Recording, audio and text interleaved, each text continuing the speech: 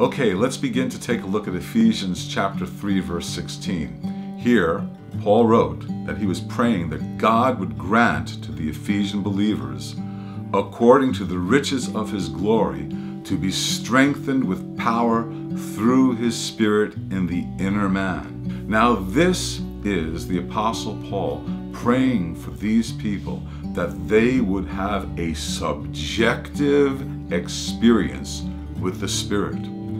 This is not an appeal to their ability to concentrate or to their understanding. He is praying for them to have a spiritual experience which would empower them. The place of that power was to be in the innermost depths of their being.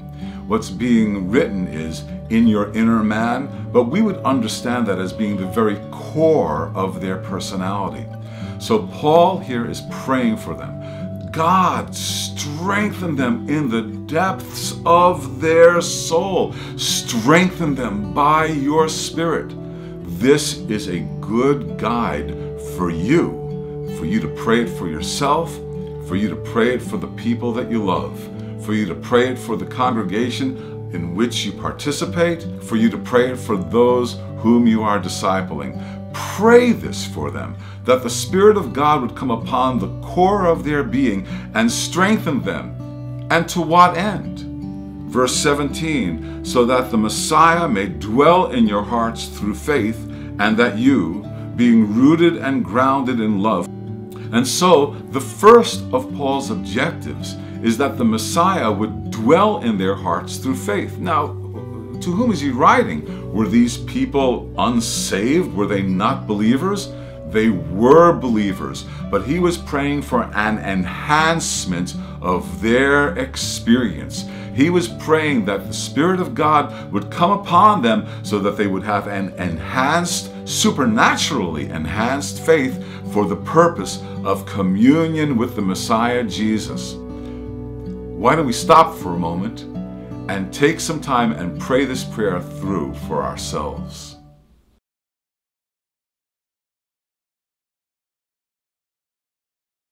Let's read verses 16 and 17 again.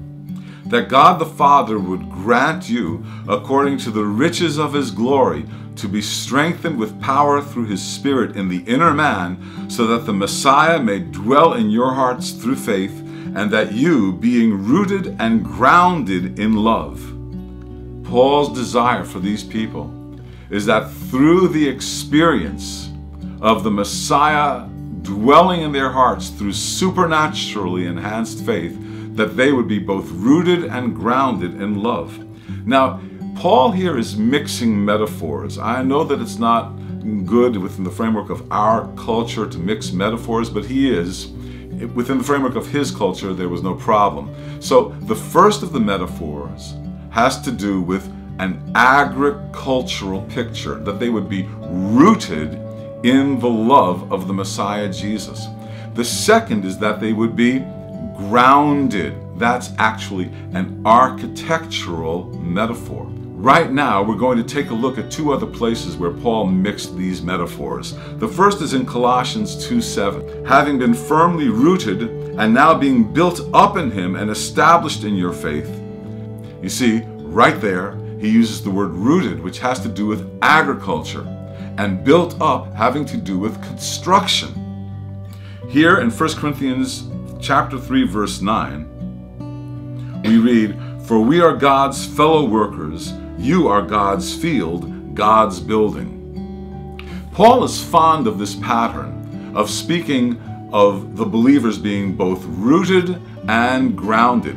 He mixes together the metaphors of agriculture and architecture in two other places. We'll read those verses right now. Colossians 2, verse 7.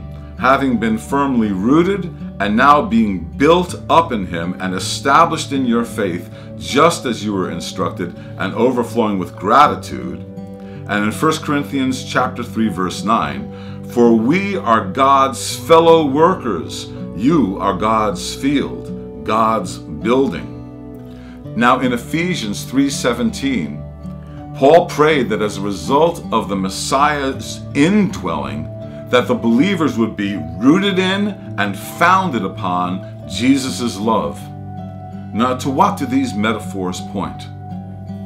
We are now going to take a look at being rooted in the love of Jesus.